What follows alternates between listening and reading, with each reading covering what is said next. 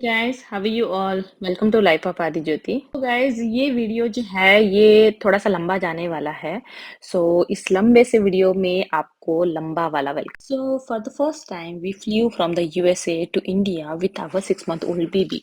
So how was our travel, how was our journey? So ये सब मैं इस वीडियो में शेयर करने की कोशिश करूंगी। सो इस वीडियो में बने रहिए। सो आप वीडियो को पूरा देखिए, एंजॉय कीजिए। एंड अगर आप लोग मेरे चैनल में नए हैं तो please guys subscribe my channel. Keep watching guys.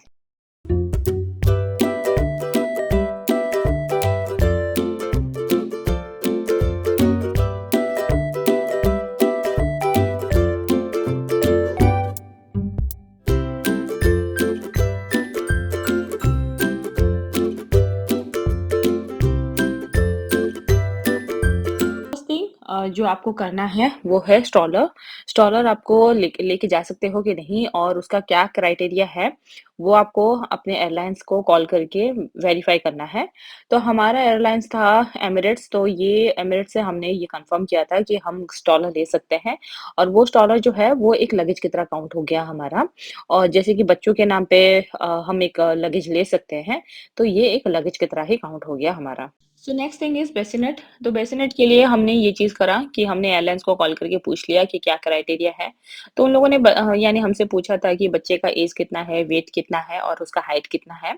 सो उसके बाद उन लोगों ने कहा था कि जिस दिन आपको लाइक जर्नी है, तो जर्नी के 48 आवर्स से लेके 72 आवर्स के अंदर अंदर आपको ये कंफर्म कर देंगे एयरलाइंस वाले कि बेसिनेट अवेलेबल रहता है कि नहीं। सो आपको कॉल करके उनसे वेरीफाई करना है। सो मोस्टली बच्चा जो है बहुत मुश्किल से बेसिनेट सीट में लाइक सोते हैं। वो इतने कंफर्टेबल होते नहीं हैं उसमें। और मेरे लिए इसीलिए थोड़ा-सा हेक्टिक रहा कि बच्चे को वहाँ पे मूव करना। और फ्लाइट में यानी बार-बार टर्बुलेंट की वज़ह से लोग आपको कहेंगे कि बच्चे को यानी बेसिनेट से मूव करके हाथ में पकड़ के बैठने को। तो ये चीज़ के लिए मुझे बहुत दिक्कत रहा और मैं बहुत टायर्ड रही। बिज़नेस सीट जो है वो business class and economy class के डिवाइडर में आता है। और वहाँ एक अच्छी चीज़ क्या हो जाएगी कि वहाँ पे थोड़ा-सा स्पेस रहेगा जहाँ पे आप बच्चे को लेके घूम सकते हैं, और कहीं थोड़ी देर के लिए खड़े भी हो सकते हो। और एक चीज़ है कि पेरेंट्स के लिए वो अच्छा हो जाता है कि वो एक्स्ट्रा लेग रूम होता है, तो आप कंफर्टेबली बैठ भी सकते हो वहाँ पे। तो वो सीट कैसा रहता है, तो वो आप यानी वीडियो में देख पाएँगे। और एक चीज़ है जो मैं आप लोगों के साथ शेयर करना चाहती हूँ, जैसे कि यानी पेरेंट्स के लिए जो सीट होता है बेसिनेट के सामने, तो लाइक 2 तो आयल सीट होते हैं और 2 जो सेंटर में होते हैं, वो सेंटर के बीच में जो आर्मरेस्ट होता है, वो आर्मरेस्ट आप मूव कर सकते हैं, उसको ऊपर कर सकते हैं, वो मुझे पता नहीं था। तो इसकी वजह से मैं डिस्कम्फर्ट की वजह से यानी मेरा बच्चा ठीक से सो नहीं पा रहा था, तो बाद में आकर एयर होस्टेस ने मुझे बताया कि वो ऊपर हो सकता है। तो इस बात का ध्यान रखिएगा। तो ये आप देख पा रहे हैं वीडियो में कि वो ऐसा रहता है, ये जो आर्मरेस्ट है आप उसको ऊपर कर सकते हो। और एक चीज़ जो मैं आप लोग के साथ शेयर करना चाहती हूँ वो ये है कि जैसे फ्लाइट के टेक ऑफ के टाइम पे और लैंडिंग के टाइम पे बच्चे को फीडिंग कराना रहता है। तो मैंने ये चीज़ पहले से ही देखा था कि फीडिंग कराना होता है, तो मेरे दिमाग में ये बात आई नहीं कि मैं पंप आउट करके भी मिल्क लेके जा सकती हूँ बच्चे के लिए। सो ये इसकी वजह से मुझे दिक्कत हुआ। सामने एक्चुअली फ्लाइट अटेंडेंट थे, तो उनके सामने डिस्कम्फर्ट हो जाते हैं क्योंकि बच्चे उस टाइम पे ठीक से लैच नहीं करेंगे, मुँह निकालेंगे तो वो दिक्कत होता है। तो इस बात का आप ध्यान रखें, अगर आपका बच्चा फीडिंग में है तो आप पंप आउट करके मिल्क लेके जा सकते हैं। सो अभी बात करते हैं कि क्या-क्या बेबी आइटम है जो हमें कैरी करना है as a कैरी-ऑन्स।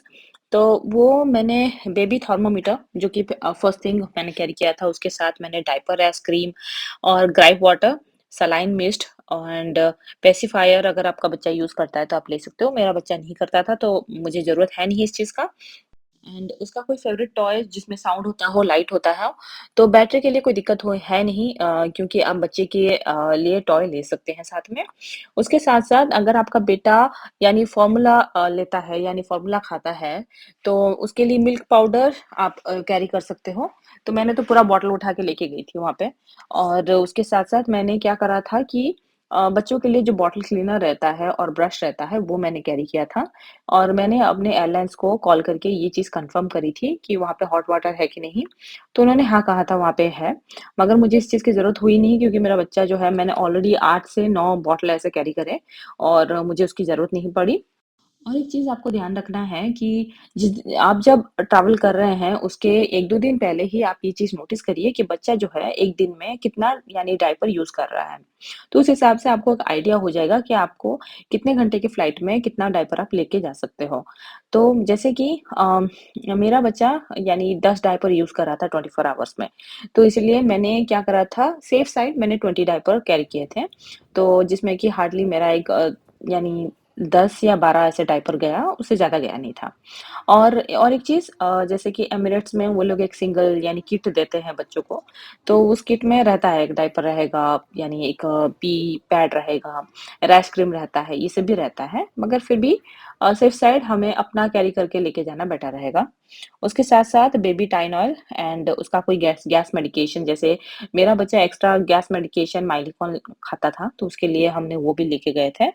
Baby wipes and मैंने क्या करा था, एक छोटे से बॉटल में हैंड सोप एंड सैनिटाइज़र ये सब भी लेके गई थी मैं।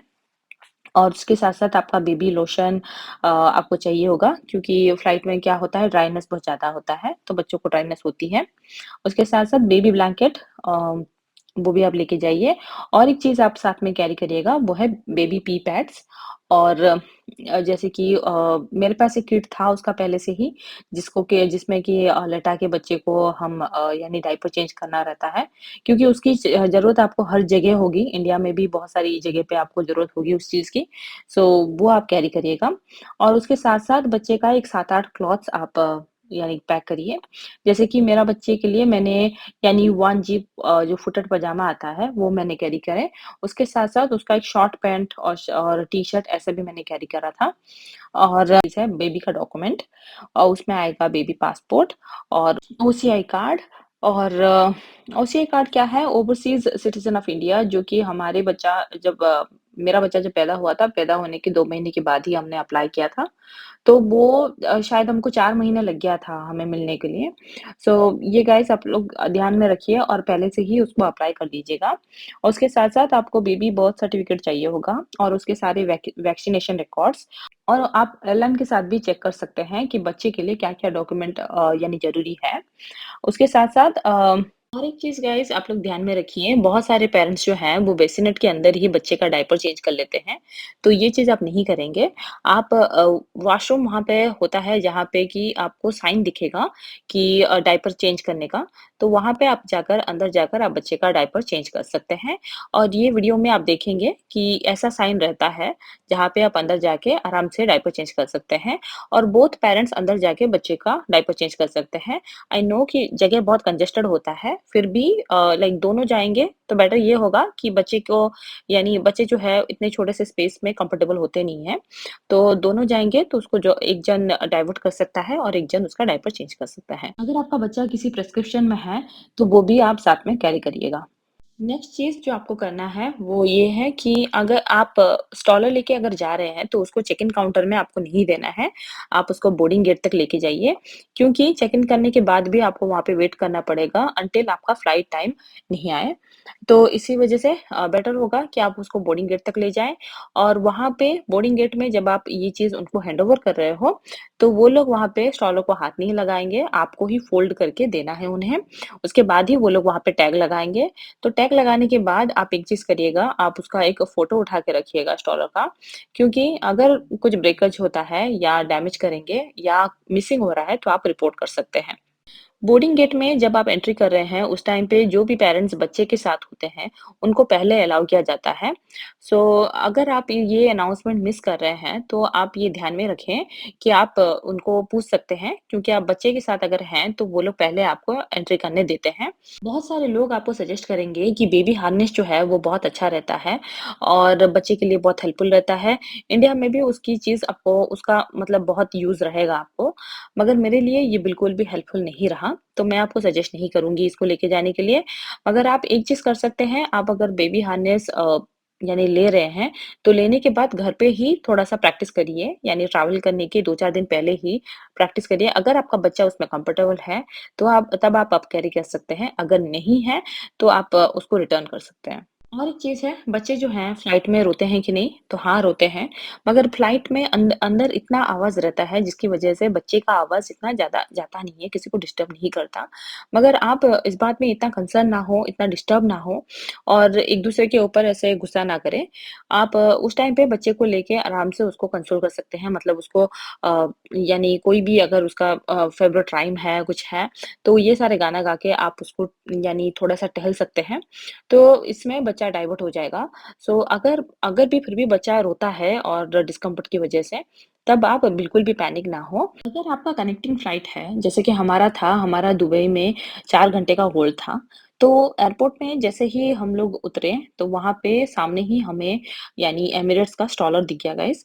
सो अगर आप किसी भी ऐसे जगह पे आपका होल्ड है कनेक्टिंग फ्लाइट में, तो आप आराम से वहाँ पे स्टॉलर चेक कर सकते हैं। और उस टाइम पे आप बच्चे को बिठा सकते हैं गाइस, ऐसे होल्ड करके मत घूमिए, क्योंकि आपका जर्नी जो है एग्ज़ॉस्ट हो जाएगा। सो आप अपने आप को जितना रेस्ट देंगे, उतना अच्छा है, क्योंकि फ्लाइट के अंदर आप बच्चे के साथ उतना सो नहीं पाएँगे। मैं भी बिल्कुल भी नहीं सो पाई, तो मैं मतलब आने के बाद भी बहुत टायर्ड रह गई, यानी 2-3 दिन लगे मुझे ठीक होने में। और एक चीज़ आपको ध्यान में रखना है गाइस, जैसे कि मेरे साथ ऐसा 2 बारी हो गया कि बच्चे का डायपर जो है वो लीक होना शुरू हो गया। सो इसी वज़ह से बच्चे का मतलब क्या होता है कि लाइक लूज़ मोशन भी हो जाता है बच्चों को। तो इसी वज़ह से आपको बार-बार आप अपने बच्चे का डायपर चेक करिए और क्योंकि वो आप देख पा रहे हैं कि मेरा बच्चा जो है वो फुटेड पजामा में है, तो उसमें चेक करना थोड़ा-सा दिक्कत था मुझे। तो अगर आप ऐसे कुछ कपड़े पहना रहे हैं लाइक ठंड की वज़ह से तो आप बार-बार उसको चेक करिएगा। और उसका डायपर यानी आप जैसे ही फ्लाइट कनेक्टिंग फ्लाइट अगर है आपका, तो जहाँ भी आप लैंड कर रहे हैं, लैंड करने के तुरंत बाद आप चेक कर सकते हैं। अगर नहीं तो उससे पहले ही आप बच्चे को चेक करके उसका डायपर चेंज करा सकते हैं। और एक चीज़ जो हमने एक गलती करी क्या जो कि इंडिया जाने के इतनी लाइक क्रेज़ थी हमें, हमने एक लॉन्ग फ्लाइट ले लिया। सो हमारे लिए यानी जाते वक़्त तो जैसे दुबई में 4 घंटे का होल्ड था हमारा, आते वक़्त हमें 9 घंटे का होल्ड था और मैंने अपने हस्बैंड को यानी बहुत प्राउडली हाँ कह दिया कि हाँ, हम निकल जाएँगे, कोई प्रॉब्लम नहीं। मगर दिक्कत मुझे ऐसा हो गया कि मुझे 4 घंटे भी मतलब काटना बड़ा मुश्किल था मेरे लिए, क्योंकि बच्चा रोए जा रहा था, रोए जा रहा था, उसको सँभालना मुश्किल और उसके साथ-साथ मैं इतनी टायर्ड हो चुकी थी कि मैं सो भी नहीं पा रही थी और वहाँ एयरपोर्ट में ऐसी कोई जगह आपको मिलेगी नहीं जहाँ पे विदाउट पे कि आप आराम से सो सकते हो। वो सीट जो है वो लंबा होता है, हाँ, आप आराम से पैर फैला के बैठ सकते हो मगर सोना वहाँ यानी पॉसिबल नहीं है। तो इसी वज़ह से ऐसी गलती ना करें। जितना भी छोटा फ्लाइट होगा तो उतना अच्छा है, होल्ड पीरियड जितना कम रहेगा उतना अच्छा है। तो इसीलिए आप इस चीज़ का ध्यान रखिए। बच्चे के साथ ये सब यानी एक्सपेरिमेंट करना बहुत बड़ा यानी गलती होगा मैं ये कहूँगी। अगर आपका कनेक्टिंग फ्लाइट है, तो आप जैसे ही यानी फ्लाइट लैंड करता है, तो आप उतरने के बाद आप मॉम्स रूम कहा जाता है, जहाँ पे आप जाके बच्चे का डायपर चेंज कर सकते हैं। तो वहाँ चेंजिंग स्टेशन रहता है, ये दुबई एयरपोर्ट है गाइस। तो यहाँ पे मैंने यानी वीडियो रिकॉर्ड किया हुआ है कि चेंजिंग स्टेशन कैसा रहता है बच्चों का। तो वहाँ पे आप जाके आराम से यानी आप बच्चे का डायपर चेंज कर सकते हैं और अगर आप बोथ पेरेंट्स जाएँगे, तो बेटर होगा। तो आप यानी फ्लाइट कहीं भी लैंड करे, अगर आप आपके डेस्टिनेशन में भी पहुँच जाते हो, उसके बाद भी आपको टाइम लगेगा अपने घर तक पहुँचने के लिए, तो बेटर होगा कि आप जैसे ही एयरपोर्ट में आप उतरते हो, तो आप जाकर चेंजिंग स्टेशन पे बच्चे का डायपर चेंज कर सकते हैं।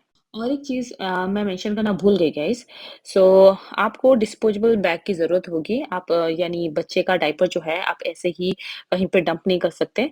तो बहुत सारी जगह पे आपको डिस्पोजेबल बैग की ज़रूरत होगी और उसके साथ-साथ अगर आपका बच्चा जो है वो टीथिंग में है, तो आप उसके लिए बेबी टीथर कैरी करिएगा and keep one set of clothes for yourself. Sometime baby vomits, so ऐसे सिचुएशन में आपको क्या होगा कि वही सेम कपड़े पहन के बैठना आपको अच्छा नहीं लगेगा। तो बेस्ट होगा कि आप अपने लिए भी एक-एक सेट क्लॉथ्स रख लें। फाइनली हम लोग इंडिया पहुंच गए। इतने सारे दिक्कतों के बाद हम इंडिया पहुंच गए और ये आप देख पा रहे हैं ये कोलकाता एयरपोर्ट है गाइस और मॉर्निंग शायद 7 बजे हम लोग पहुंच गए थे वहां पे और वहां पे इतना कुछ यानी किसी भी चीज का कोई सुविधा है नहीं, जैसे कि फीडिंग रूम है और रेस्ट रूम है जो कि बहुत ही यानी गंदे तरीके से है, मतलब साफ-सफाई बिल्कुल भी नहीं है वहाँ पे। और उसके बावजूद और एक चीज़ है, अगर आप ऐसे अर्ली मॉर्निंग पहुँच जाते हो तो बहुत सारे स्टोर्स क्लोज़ ही रहते हैं और कुछ स्टोर जो खुला है वहाँ पे ₹20 की चीज़ आपको ₹500 में मिलेगी। तो बेटर होगा स्नैक्स वग़ैरह अगर आप कैरी करते हो तो आपके लिए अच्छा रहेगा।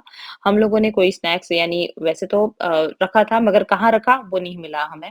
तो इसी वज़ह से आप अगर छोटे-मोटे स्नैक्स जो हैं वो कैरी कर लेंगे, ये तो आपके लिए अच्छा रहेगा। सो फ्लाइट में मेरे हस्बैंड मुझे बार-बार कह रहे थे कि रेस्ट ले लो, सो जाओ कुछ देर के लिए, मैं बच्चे को देख लूँगा। मगर मैं सो नहीं पा रही थी, मैं कितनी भी कोशिश करूँ, मैं सो ही नहीं पा रही थी। मुझे ऐसा लग रहा था कि यानी बच्चा गिर जाएगा बेसिनट से। आप अगर किसी भी मेडिकेशन में हैं या बीपी है, कुछ भी है आपको, तो आप कभी भी अकेले ट्रैवल ना करें। आप अपने साथ यानी कोई भी अगर आपके पास है तो बेटर है। छोटे बच्चे को लेके ऐसे ट्रैवल करना मैंने देखा कि मुझे बहुत दिक्कत हुआ और इसी वजह से मैं आपको रिक्वेस्ट करूँगी, अगर आप छोटे बच्चे को लेकर ट्रैवल कर रहे हो, तो अकेले ना करें और कोशिश करिए कि आप किसी के साथ हों तो बेटर है और अच्छा रहेगा क्योंकि रेस्ट आप कर नहीं पाओगे। जितना भी आप कोशिश करो, आप रेस्ट नहीं कर पाओगे। सो गाइज़, आप लोग देख पा रहे हैं आदि का कैसे स्वागत किया जा रहा है। उसकी बड़ी मम्मी उसका कैसा वेलकम कर रही है। सो यहाँ पे हो गया है वीडियो एंड, हम लोग पहुँच गए हैं घर गाइज़। अगर मैंने कुछ भी मिस किया है और आप लोग को उसके बारे में कोई भी किसी भी यानी टॉपिक के बारे में आपको कोई क्वेरी है, तो आप मुझे कमेंट करिए और मैं कोशिश करूँगी कि आपको जल्दी ही जल्दी मैं रिप्लाई दूँ। और अगर आपको ये वीडियो अच्छा लगा तो प्लीज़ लाइक करें, सब्सक्राइब करें, शेयर करिए अपने दोस्तों के साथ एंड अगर आप लोग मेरे चैनल में नए हैं तो please subscribe my channel and I hope कि आपकी जर्नी बहुत अच्छी रहे और have a safe flight guys, have a safe journey. Thank you so much for watching. Thank you. Bye bye.